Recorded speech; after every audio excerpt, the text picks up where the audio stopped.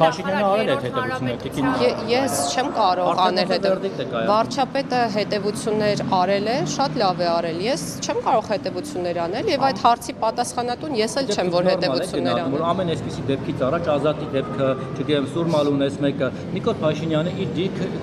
դիրքից ելնելով, չասեմ չարաշահելով, գնահատականներ է տալիս, որը կարծես ուղղորդում է իրավապահ մարմիններին, թե ինչպեսի ընթացք պետք է ստանա քրեական գործը։ Ինչ գնահատական է տվել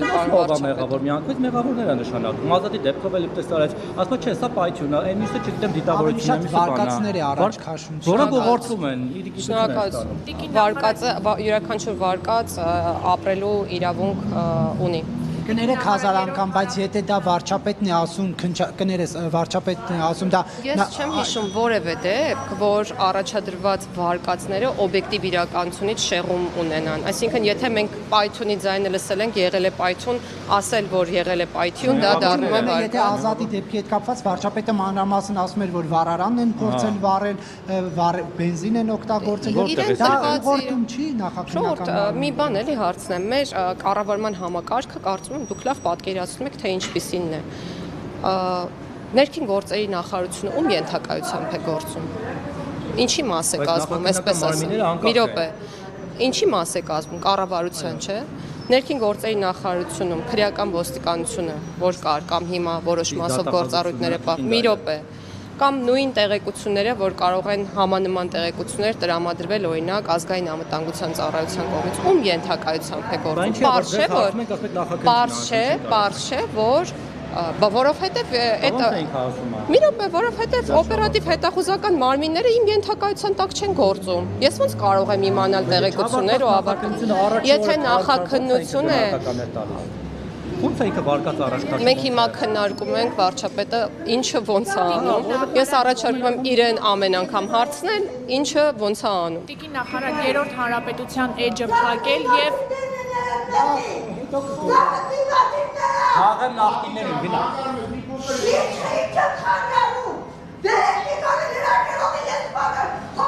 Աստեղ սաղ իշխանական են, ընդիմադի չկա, գնա։ Տիկին նախարար 3-րդ հանրապետության էջը փակելը եւ 4-րդ հանրապետության հրճակելը արդյոք սա քաղաքական թիմի ցանկությունները մի ամբողջ ժողովրդին որպես անհրաժեշտություն մատուցել չէ եւ ամեն 30 տարին մենք պետք է նոր հանրապետություն հրճակենք սա ճիշտ ձևաչափ կամ մոտեցում է Հայաստանի Հանրապետության Նախ ես ձեր հարցադրումը չընկալեցի այն առումով, թե ինչ է նշանակում ասել, պարտադրել քաղաքական թիմի ցանկությունները ժողովրդին կամ հասարակությանը։ Քաղաքական թիմը այն բանի մասին է, որ ուրվագծում է մոտեցումները, ամբողջացնում եւ ներկայացնում հետագա անելիքները, հետո նաեւ ծրագրի տեսքով։ Եվ մենք գիտենք, որ ընտրություններ են նախատեսվում եւ այդ ընտրությունները համապետական են, իսկ ընտրությունների արդյունքները որոշվում են ժողովրդի քվեարկությամբ։ Եթե ժողովուրդը չի ցանկանում ունենալ այնպիսի իշխանություն, որի մոտեցումների հետ համաձայն չէ, չի ունենա այդպիսի իշխանություն։ Այսինքն չի ընտրի եւ ասել, որ քաղաքական թիմը պարտադրում է ժողովրդին ինչ-որ մի բան, ի բնե սխալ է։ Ես ասում արդյոք դա քաղաքական թիմի ցանկություն է ժողովրդին որպես անհրաժեշտություն մատուցելու ձև չէ, ոչ թե ասում եմ քաղաքական թիմը կոնկրետ ասում է իրական Հայաստանի գաղափարախոսությունն է հրճակել 4-րդ հանրապետություն է։ Այո, բայց մենք գնալու ենք ընտրությունների եւ հետեւաբար, եթե ժողովուրդը համաձայն չէ մոտեցումների հետ, տեսեք, 4-րդ հանրապետության հռչակման հետ կապված հարցերը, որոնք քննարկվել են կուսակցության համաժողովի ընթացքում, կարող են իրականություն դառնալ միայն ժողովրդի կամքով։ Այլ տարբերակ հնարավոր չէ։ Հետևաբար ես այդ առումով ձեր հարցը չընկալեցի։ Այսինքն ժողովուրդը պետք է որոշի։ Ասում եմ, որ 4-րդ հանրապետության վերջնակետը լինելու է դրվելու է նոր սահմանադրության։ Ես կուզեմ դուք բացատրեք ինչ է սա նշանակում Տիկին Գալյան։ Սա նշանակում է, որ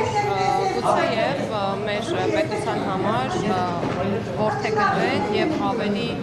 թավ կերպով դրվեն այն սկզբունքները, որոնց հիման վրա գործելու է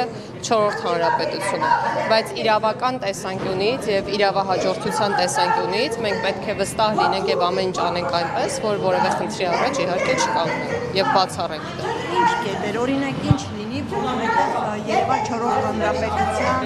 հաստատման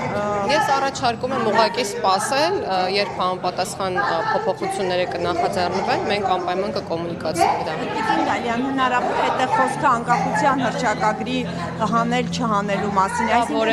Դա որևէ կապ չունի այն տրամաբանության եւ մոտեցման հետ, որը դրված է այդ հայտարարության հիմքում։ Այսինքն հանրապետության հաստատումը անկախության հռչակագրի պահել չպահելու հետ կապ չունի։ Իրականում կապ չունի, որովհետեւ անկախ նրանից անկախության հռչակագիրը կպահվի թե չի պահվի, դա պատմական իրողություն է։ Այսինքն երրորդ հանրապետությունը կարողացել է լինել միայն անկախության հռչակագրի շնորհիվ եւ դա պատմական փաստաթուղթ է, պատմական իրողություն։ Ես դա չեմ ասում, եմ 4-րդ հանրապետության ստեղծումն ու անկախության հռչակագրի պահելը, որևէ կերպ Չէ։ Տիկին նախարար, Այն կարող է մնալ, բայց համանadrությամբ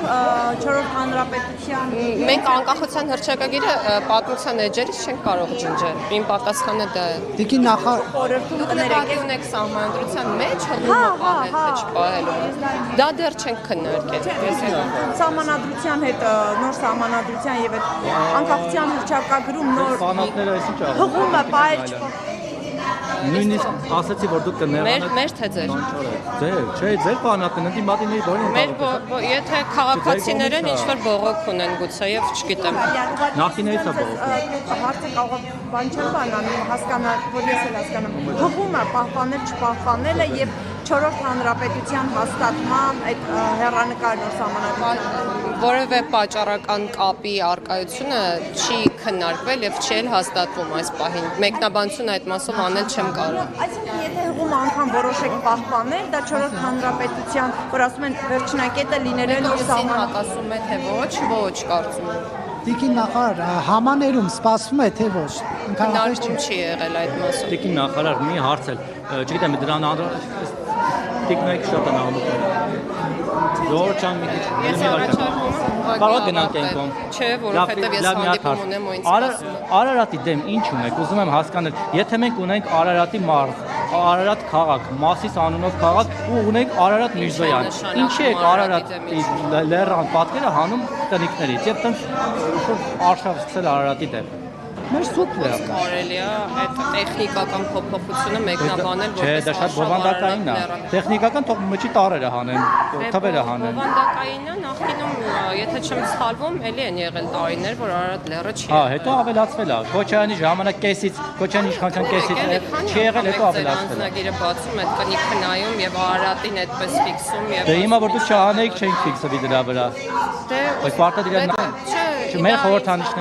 խորհրդանիշ համարվում է։ Ինձ համար պատմականորեն իհարկե այո բիբլիական Ինչ էմոցիաներ առաջացնում Արարատը ձեզ համար։ Ես